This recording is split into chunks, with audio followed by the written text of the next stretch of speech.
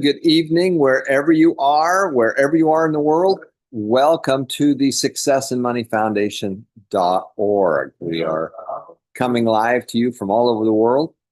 And I happen to be in Florida. So you can see we've got the Magic Kingdom right there behind us. And as many of you know, I have two special needs adult children that just absolutely love Disney. And as a result, we're going to be talking a little bit about what I've learned over my years of going to and studying Walt Disney. Because the things that you can learn, step number one is to make more money. The way you make more money is you study successful people and then you do what they do. And it's amazing when you look at the life of Walt Disney, what he did and how he did it, and the failures that he had. He had a lot of failures to what it is today, and it's just pretty amazing what he's actually pulled off.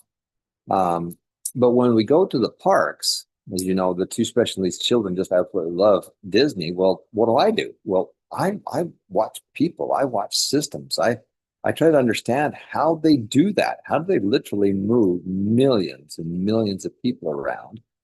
How do they put on an event where they're juggling all these people, and how do they get them to pay all this money and happy that they paid the money, but when they walk out of the park they feel like that they're broke because they just spent a lot of money, and it's very expensive to do the parks and stuff like that because they spend so dang much money on building all these rides and these attractions. But as I want to teach you some stuff that I've learned, and what I want you to do is I want you to be thinking, how do they do it? How did he do that? So as my kids are getting on the different rides and stuff like that, I'm looking at systems, I'm looking at people, I'm looking at, well, how did they do that? How did they price that? How did they move the people through here? How did they get people to actually show up here from all over the world? And I'm a curious guy, so I'd like to understand how they did it. And then what is it I can learn from what they're doing that I can use in what we do? And so we're not really taking their content, but how they do what they do can be a great way to learn. And, just starting off with Walt Disney, which is a great example. Walt Disney passed away when he was younger than me. He passed away when he was 65. He just barely turned 65. He was a smoker, which is something he picked up during World War I. He was born in 1901 in December of 1901, and he died in December of 1966. The one great thing that he had was he had an older brother named Roy. And most people have never heard of Roy because Walt was really the kind of the guy in the spotlight, but Roy was quite a bit older than Walt was. And Walt was the creative guy, and Roy was the other side of it, and Roy was the finance guy. He was the money guy. He was the one that made it all work and put together. And very few people know anything about Roy, but without Roy, Disney would never happen, ever, because they had that tag team mentality that they could go out and do different things. But some of the early examples of massive failure that Walt did was he had a bankruptcy early on. And he even says, it's really good to have a big bankruptcy early on so you can learn from it. There's nothing wrong with trying. There's nothing wrong with failure. In fact, you need to be failing. If you're not failing, then you're not pushing the envelope and you're not trying hard enough and fast enough. So the key is how fast can you fail and how can you learn from it? Because failure is not the end all.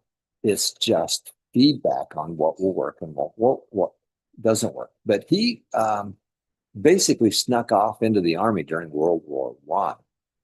And he was a doodler. He liked to doodle and he liked to draw.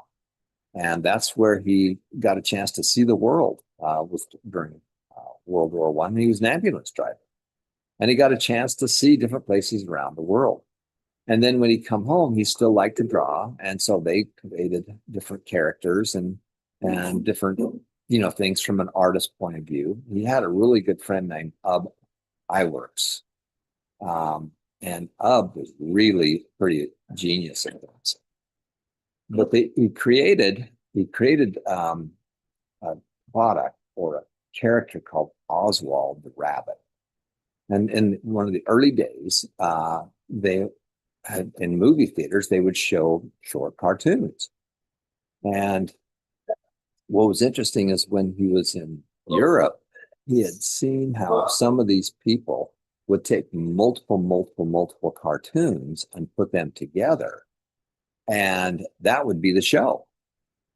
Because when he came out with his first feature-length cartoons, Snow White, things like that, people really had a problem with it because they said your eyes would go buggy and it would create some negative pieces to you and stuff like that. But he knew that that wasn't the case because he had seen it. And so they created Oswald the Rabbit, which is one of the very first ones that they did. But what happened with Oswald is that he didn't look really closely into the contract. And in the contract, once he created the cartoons, then the distributor owned the character. And he and his wife got on a train and went all the way out to New York to, talk with the publisher and the distributor and stuff like that. And once he found out that he had lost all the rights to his character that he created, he was pretty bummed. And on the way back on the train, they were coming back to California. He was on a sketch pad kind of doodling, and he started with some circles and did all these interesting little circles, and eventually created a pretty crude mouse. Now, Ub that really designed and did a lot of that drawing, but the initial of that was Walt, and he was with his wife Lily, and he came up with the name of Mortimer Mouse. And the wife said, well, that's not really a great name. How about if we call him Mickey? And that's where Mickey Mouse came from. And so they started with these longer versions of cartoons. And then what they did is they leveraged everything in order to get some of these first animated movies off the ground. They literally cashed in their life insurance policies. They cashed in all the cash that they had. They borrowed as much as they could. And there's a story about how the bank was really giving them a hard time because they had borrowed so much money to build this new version of a cartoon, which is a feature-length movie. And they were giving them all kinds of hard time, and the two brothers were always at it because Walt wanted to make it better, and Roy was trying to figure out how the heck he's going to get the money to make it work and how to basically make it work. And the bank was giving them massive hard time about it. And then Walt looked over at Roy, and they picked up the phone. They called the bank and said, you were the idiots that loaned us the money. It's going to work, but leave us alone so that we can build this full-length feature movie, and it's going to work. And of course, that first couple movies did work. Now, Walt did not create the amusement part. Walt learned from other people. In fact, you think about what did Walt really create? Well, he created a system. He created an atmosphere. He created a destination. But besides a few characters that he created, the vast majority of characters were characters that were already out there that he simply licensed.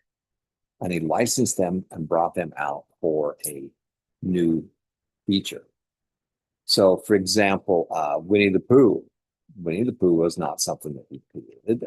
Mary Poppins wasn't something he created. These were books that were already out there that someone had written, and he simply took them and put a new technology behind them, which was actually with movies. And so he took these old ideas, these old best-selling books, and he'd get the rights to those books, and then he would get the right to be able to take them out to a new medium, which happened to be in the theme parks and in movies. So he didn't really create a lot. In fact, there's a story about a little boy that asked Walt, because Walt was the original voice of Mickey. I says, Walt, do you still do Mickey's voice? And Walt says, no, I don't. I don't really do that anymore because there's other people that do that. He says, well, what do you do? And he had to think for a second. He says, well, you know what? I'm like this little bee that travels around and I go from place to place and I populate different ideas and create different things and decide on what needs to be done and accomplished. And then I have other people do it.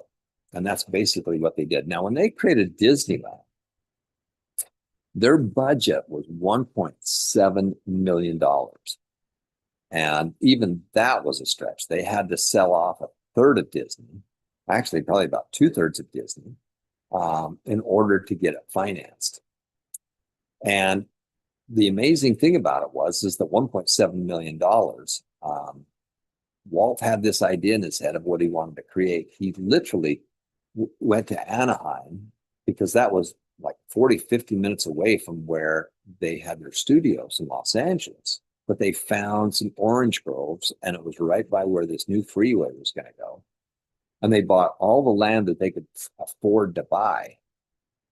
And the one thing he had was that he took his movies. They were creating an hour movie every week, for television. And then he went to the worst station out there, which was NBC, and said, "We will make you a deal. We want we will give you this material that you can use. And the thing about this material is that we need to be able to keep the copyrights to it. We need to be able to keep the product because usually that would have gone to the distributor." And he went to the worst station that needed him badly. And he says, we can say whatever we want and do whatever we want on this system here. And the difference was that he had the ability to start advertising.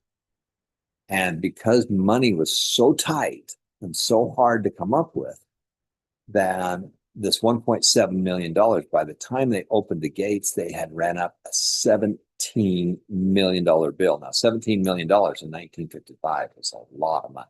That was a massive amount of money. And as a result, the one thing that they had going for them, which was more than anything else, was that every week on the TV show, he got a chance to tell them and show them what he was building. And so he literally marketed this park for a year before it actually opened. And it took them 1 year to build the very first park. There was whole sections of the park that weren't done at all. There were weeds growing, there. And so he would literally take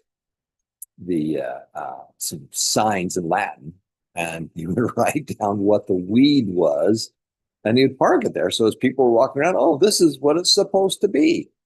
There was not enough money to pay for stuff. And so they would go to different sponsors like Kodak Film or other places to sponsor some of the rides. And he didn't have enough money to pay the people when they launched it, like Art Linkletter, who I met years ago. And so he said, well, I'm going to give you some of the revenue that comes from the photo booth because I don't have enough money to pay yet, to be this when they launched it. Now, the crazy thing about it is when they launched it, they were in real deep mathematical trouble. And the crazy part about it is that they had been marketing it for a year. They didn't know if it was going to work. And they had printed out a small number of tickets for the big grand opening. And somebody counterfeited them. Somebody found the tickets and made fake tickets. And so they had 3 times more people in the park than they were supposed to have. And it created all kinds of havoc. But the good part was it was a success. And they were pouring asphalt basically the night before and it didn't set up. And so women's high heels were getting stuck in the asphalt. I mean, they call it Black Sunday because it was so crazy. Now, what everybody saw on TV was amazing, but they had so many problems. They didn't have enough. The plumbing didn't get done, so they had to decide either they'll have water fountains available for people or they could hook up the bathrooms and so the plumbing would work. And so they had to choose to pick the plumbing And as a result, they were selling all kinds of drinks and stuff like that, and they got all kinds of backlash for it. But at the end of the day, it was a massive success because what he did is he took things. Now, Walt did not create the amusement parks. There's been lots of amusement parks, even where I grew up. Those were a lot older than Disney. He got one of his greatest ideas, though, when he was in Copenhagen, Denmark. And there's a famous amusement park there that I've been to called Tivoli Gardens. Now, Tivoli Gardens is this wonderful, beautiful, clean park. And he loved to travel. And so as he would travel around, he would see things, and then he would go knock on the doors and talk to people to get backstage tours and understand how they did what they did. And so he saw how they did it. Now, he did not copy Tivoli Gardens, but he took his own content. And the one thing that really happened to him is he had the belief that it was possible to create an amusement park that was family oriented, because the biggest difference was back then the big park was basically a carnival. And that was at Coney Island on the East Coast, outside New York and New Jersey. And it was games that were rigged that people could win. And there was rides. It was dirty. And it was free to get in, and then people would buy tickets to rides or play games and stuff like that. And everybody told him he was crazy because everybody had the model of Coney Island in his head. And he says, well, no, I'm not going to build it like that. I'm going to build it where we charge an admission. You have to pay to get in. Everybody thought he was crazy, but he had watched somebody else do it. And then he changed the content. So the content that he created and the content that he licensed is what he built right into the parks. And then when they did a movie, if it made enough money in the movie, then he'd take that money and he'd throw it into the park. He built what he wanted to build, and he built this incredible place. Now, the reason I talk about him so much is that, he passed away. He was younger than I am right now. I'm 66 years of age, and he was only 65 when he passed away. And something that's really interesting for all of you to be considering is that, you have on your headstone a day you were born and a day you died. And basically, you have pretty much people have about 60 years. That's pretty high probability you'll have 60 years on this earth, unless something happens, of course. But that's kind of a big number. And so really, you've got 4/4 of your life, from age when you're born until age 15 is your first quarter. Like this is like playing a sports game with 4 quarters in it. 16 to 30 is your second quarter. 31 to 45 is your third quarter, and then 46 to 60. And most people will live to be 60. And then you go into overtime. And overtime is another 15 years, from 60 to 75, and then from 75, hopefully, to 90. But Walt didn't do that. He passed away in his first overtime. So when we talk about all these things that we talk about, trying to get you to start doing things early and start investing, I hate to say it, but I keep harping on the money tree and building a whole orchard. The problem is that it takes a while for you to build an orchard, and you can't start with just one tree. You need to plant a whole orchard of money trees because it takes years for those trees to grow. And you can plant a tree, you can go buy a small tree, or you can buy a whole orchard that's already up and running. You just have to figure out how to go make those kinds of things work. And so all of you have most likely probably 4/4 in your life. But the key is to start early so that we can get those money trees growing, and they'll have a long life to be able to produce fruit for you, so that you can go do the things you want to do on your bucket list. On your bucket list, it costs money to go see things. I'm just flabbergasted how expensive things are here. I've got my kids here, my grandkids here. There will be 13 of us, 14 of us. For the last part of this, there's about 10 of us here right now. And it's just flabbergasting how expensive things are, but that's really what it takes in order to build these incredible systems that Disney's created. So the big thing for me, as I've been walking around and seeing all this stuff and how it relates to you, how it relates to me is one, I'm always learning. I'm always sucking up information. I'm always being curious at how they did that. How the heck did they do that? And how did they make this system work? And then I like to take that information and put it into whatever I'm doing. So I learn about how people do things, and then I try to equate that to things that I can do in our life, and being able to get this material out and being able to help as many people as possible. That's what Walt loved. He loved helping people. He loved people, and he loved giving them a wonderful time. And, on opening day, he had a little apartment that was right over the firehouse. And he would stand up in the window and literally just grin watching all these people come into the park and enjoy themselves. And that's what you're here to do. You are on the ride. You're on the big Disney ride. And I want you to learn how to do these things. Now, as you're doing the 7 steps, these successful people did the same thing.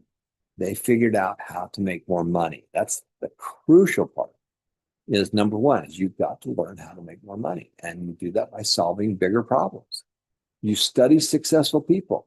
And that's what he did. He studied successful people every week. Every day you should be learning from other successful people.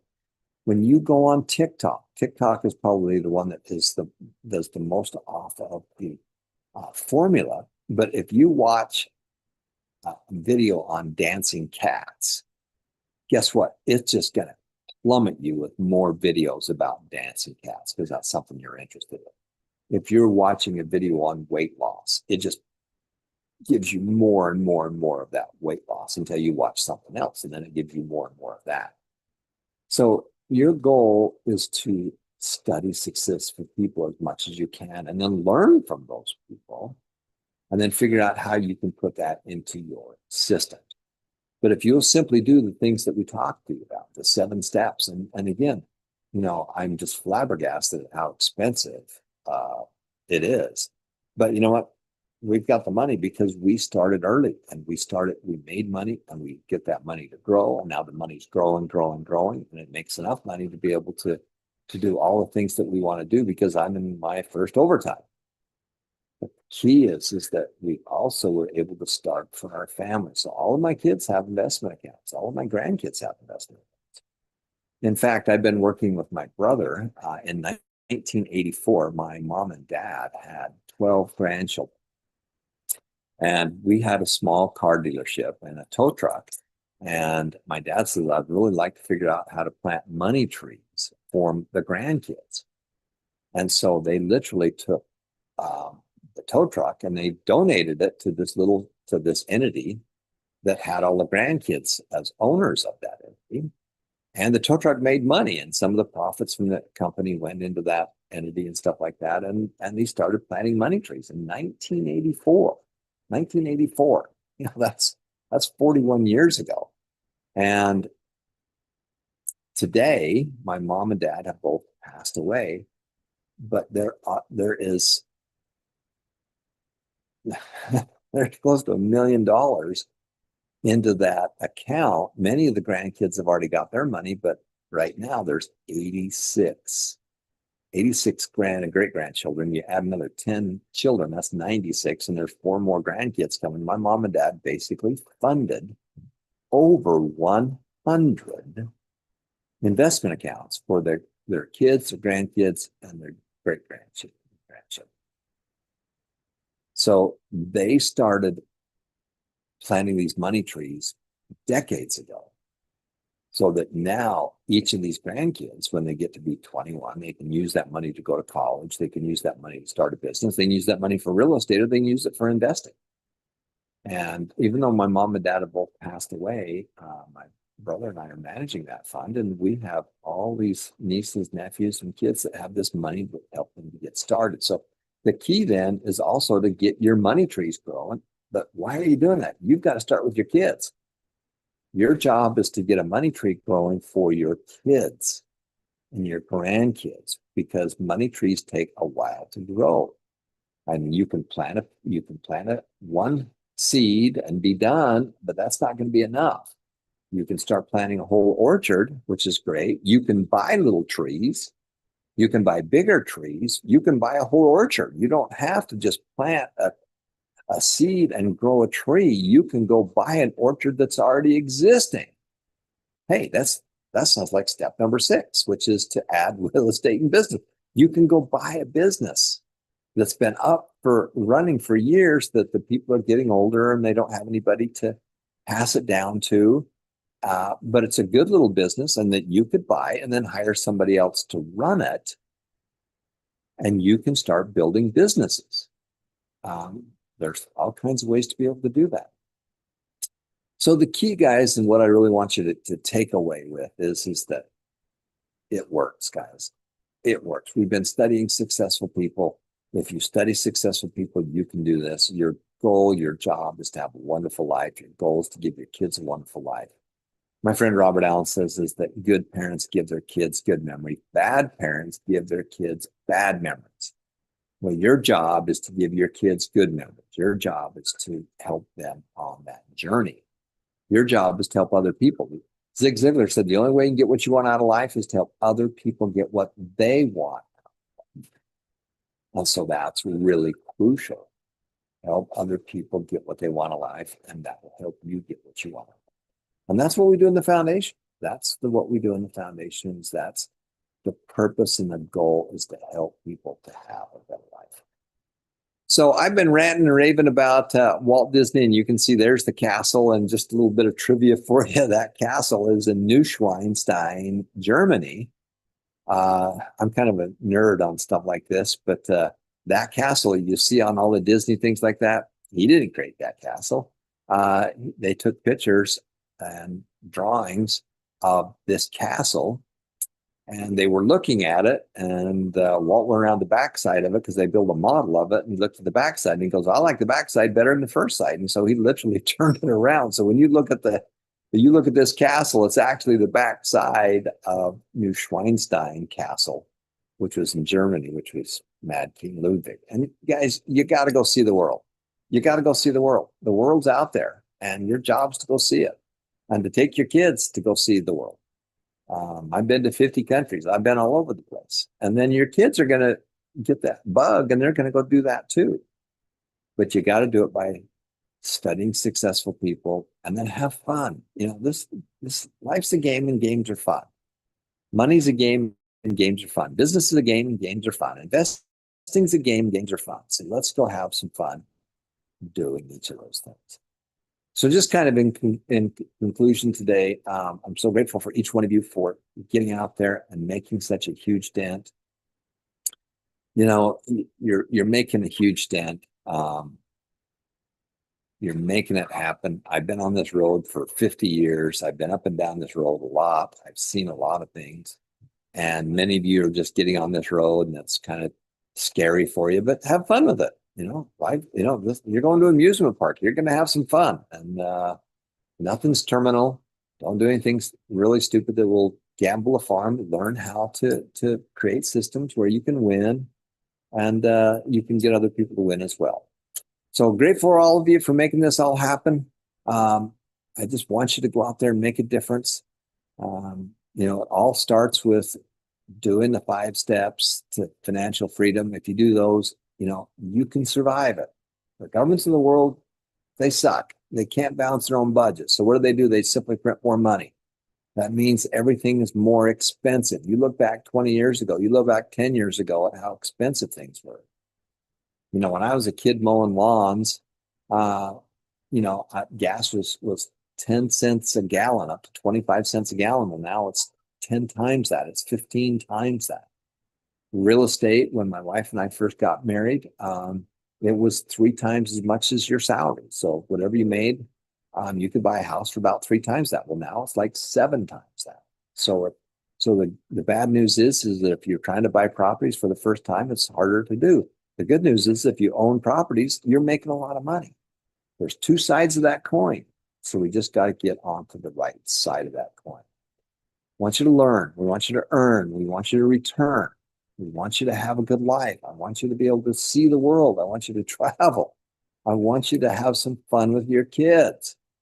You know, um, that's why you were put on this earth, and you've only got 4 quarters in your life.